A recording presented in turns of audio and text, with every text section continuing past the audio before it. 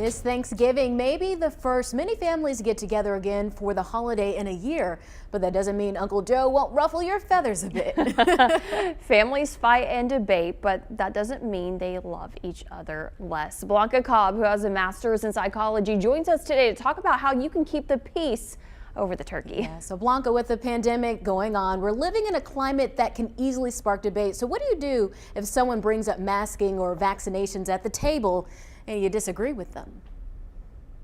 Listen, just listen. Nobody says that you have to participate in the discussion. You can listen to someone and you can nod your head.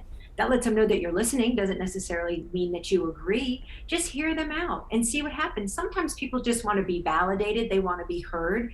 And then the conversation goes nowhere else. So that's a first place to start, is just by listening. Sometimes people can have respectful conversations about political differences. How can you tell if a conversation, though, starts going south? Because often they do. Yeah, so whether it's politics or whether it has to do with the pandemic, whatever the topic is, when someone starts talking faster, their baseline changes, they talk faster and louder and they put their hands down and they're like, yeah, but, or they're enlisting somebody else for help. Hey, Mary, come over here. Tell them how you feel about this. You know, when they start getting more people involved in the conversation, you're going to feel ganged up on. And so again, when that baseline behavior changes and they get louder and they get faster and there's a lot of yeah buts where they're not listening, they're talking over you, then you know the conversation is going south very quickly. Okay, and then obviously you do want to kind of diffuse the situation then. So how can you do that or even steer clear of those conversations completely? One is that you've got to keep your cool. This means you have to watch your own tone of voice, watch your own body language to make sure that you're not getting tense, right? And then you can say things like, I hear you. We see it differently. I hear what you're saying, Bob. I just see it differently than you do.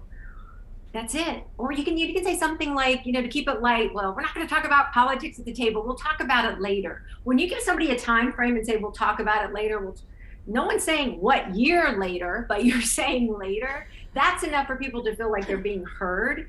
And a lot of people can wait until later comes. They may not even bring it up again. However, some people will, and then you'll have to decide whether you want to have that conversation. But have these types of conversations away from an audience. The more people around, it's almost like adding fuel to a fire, and a conversation just can get heated very quickly. Well, Blanca, thank you for all the advice. I know this is something that every family probably deals with at some point or another.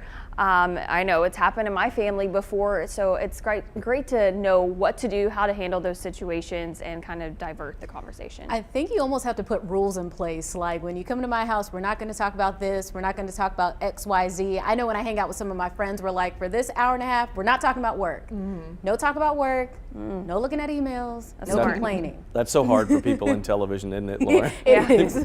Such a hard time not talking about. I do like what she said with just listening and nodding your head. I'm classic for if that starts and it's a group of people standing around, I'll just slowly walk away and ghost to another group. Or you could always use the cell phone thing. Oh, hold on.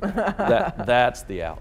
I like that one. I think for me, it's really easy to kind of be chill because I'm full.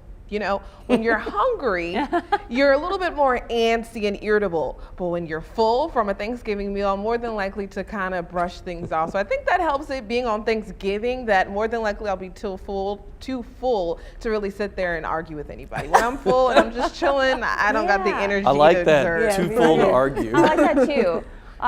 Or you can, just enjoy the football game, unless your team is playing your family member's team. Then I guess that's a whole nother conversation, right?